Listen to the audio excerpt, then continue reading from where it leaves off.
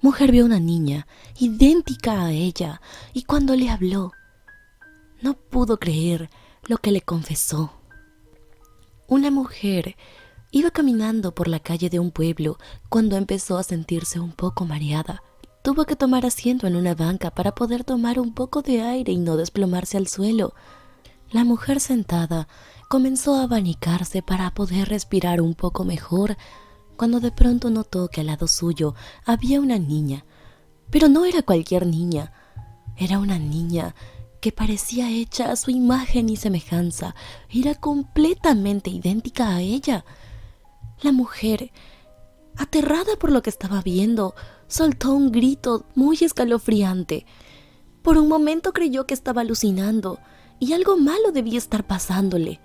Pero entonces aquella niña se levantó, mostrándose muy asustada y confundida, y llamó a unas personas que iban caminando para que ayudaran a la mujer. Fue en ese momento que la pequeña reparó en lo que aquella señora había tirado al piso, y al levantarlo y verlo, le dijo algo que la dejó completamente paralizada. Mónica había nacido en el seno de una familia muy noble y conservadora. Su madre, a pesar de ser una mujer muy adinerada, jamás se dedicó a derrochar sus riquezas en lujos y grandes fiestas como muchos de sus conocidos hacían. Esta mujer siempre lo aprovechó todo para hacer obras de caridad en orfanatos y hospitales y también ayudar a su propia cuenta de necesitados, es decir, personas que voluntariamente ayudaba, que se encontraba en la calle o que sin necesidad de recurrir a una ONG, daba caridad de primera mano. Todas las personas que la conocían veían a la madre de Mónica como un ángel en la tierra, uno de los seres más bondadosos y con el mejor corazón que pudieron haber conocido. Esto era algo que sin duda alguna enorgullecía mucho a su familia y que sirvió de gran ejemplo para que Mónica, al igual que ella, desarrollara un gran sentido de empatía por el prójimo y tuviera el corazón más grande y bondadoso del mundo. Del mismo modo, su padre era un importante magnate y empresario hotelero, todo un hombre de negocios, quien precisamente por su ajetreada rutina de trabajos debía viajar constantemente a diferentes ciudades y países hasta quedarse a vivir en ellos por algún tiempo, razón por la que tanto su esposa e hija se acostumbraron al hecho de tener que cambiar de hogar con tanta frecuencia. Una tarde lluviosa, la dulce Rosángela llegaba a casa de su nueva escuela y apenas al entrar notó que había un extraño silencio que la hizo pensar en algo muy raro que podría estar pasando. Al ir a la cocina encontró a las sirvientas llorando, pero al intentar hablar con ellas, estas no fueron ni siquiera capaces de poder decirle palabra alguna, por lo que supo de inmediato que algo malo estaba sucediendo. A toda prisa corrió por las escaleras en dirección a la habitación de su madre, pero justo antes de que llegara a la puerta, su padre la tomó entre sus brazos, la detuvo y le dijo que no podía permitirle entrar ahí. Le dijo: «Lo lamento, me rogó que no te dejara verla así», dijo el hombre a su hija con un nudo en la garganta y los ojos inundados de lágrimas. Gritando y llorando, Mónica le dijo que la dejara entrar, le rogó porque la dejara verla, le dijo que no podía no abrazarla, pero su padre no la dejó entrar, solo la intentó consolar diciéndole que ahora sabían que estaba en un mejor lugar. Ambos sabían que su madre sufría una terrible enfermedad, sin embargo no imaginaban que se la llevaría tan pronto y de manera tan abrupta. Jurando como nunca en su vida lo habría hecho, la niña decidió despedirse de su madre y lamentó mucho tiempo el no haber podido despedirse de ella cuando aún estaba con vida. Los años pasaron y las vidas de Mónica y su padre, don Rogelio, nunca volvieron a ser las mismas, aunque ella seguía igual de dulce, tierna y alegre como siempre lo había sido. En el fondo, todavía sentía ese gran vacío, ese profundo dolor que le hacía quebrarse la alegría cuando pasaba un momento emocionante o bonito, y sentía que faltaba a alguien que amaba. Esto le había dejado la partida de su madre.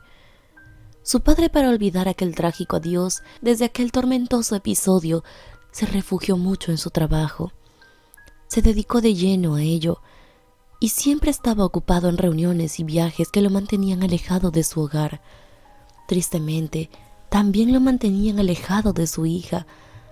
Sin embargo, Mónica de algún modo lo entendía, por lo que su amor hacia él jamás cambió y disfrutaba a plenitud de los pocos momentos que podían pasar juntos, momentos en los que él también trataba de compensar su ausencia.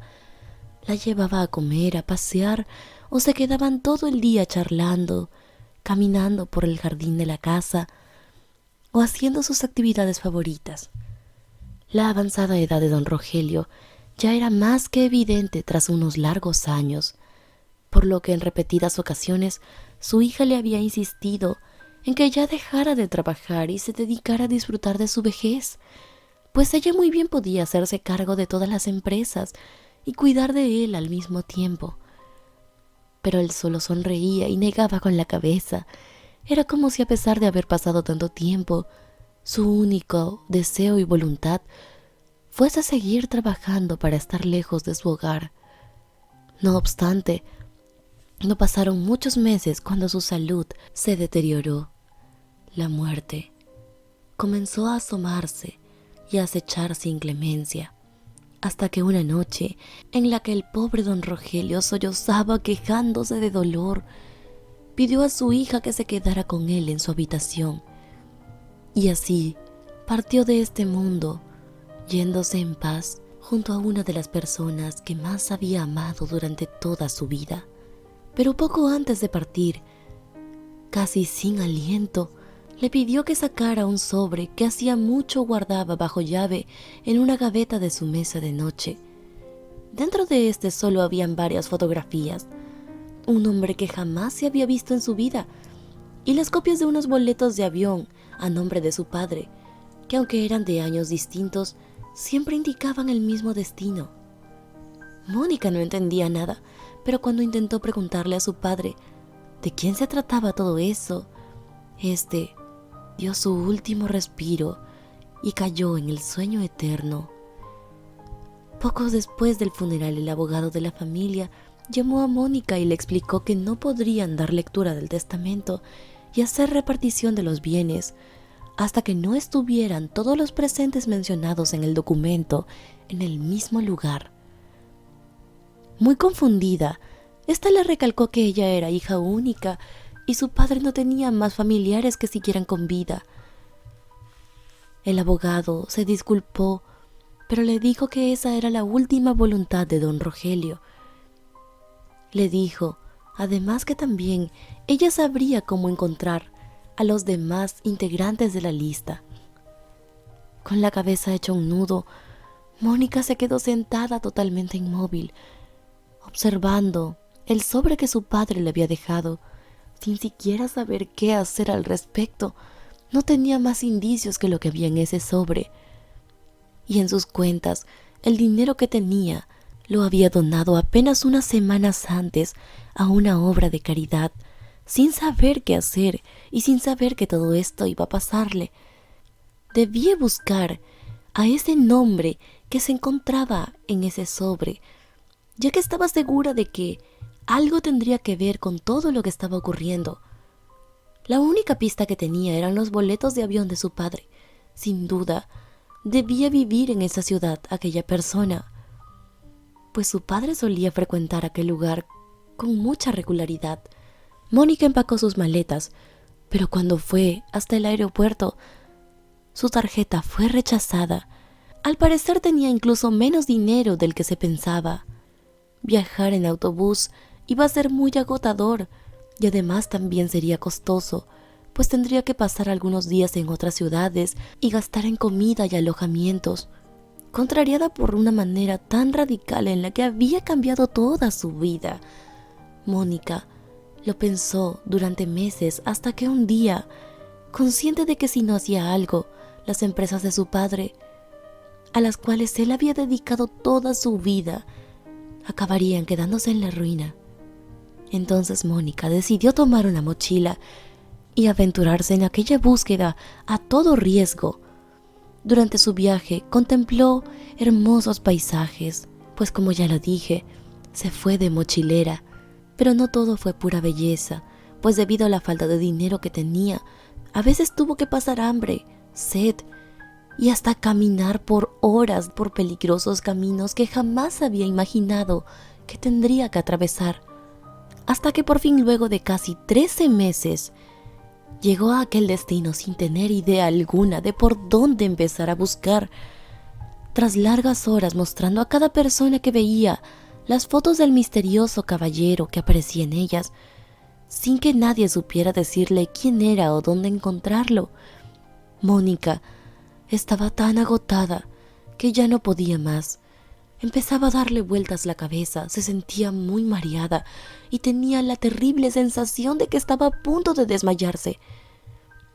Llegó hasta una banca, porque hasta ahí le dieron las fuerzas.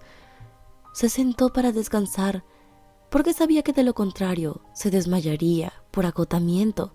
Y fue entonces cuando vio a su lado a una niña que lucía exactamente igual a ella cuando tenía 10 años. Sus incontables gritos llamaron la atención de todos e hicieron que ésta pidiera ayuda. Por lo que entonces Mónica cayó en cuenta de que no estaba alucinando. La pequeña niña era real, no era un espejismo o algo producto de su imaginación y el agotamiento y la malnutrición que había tenido en tanto tiempo.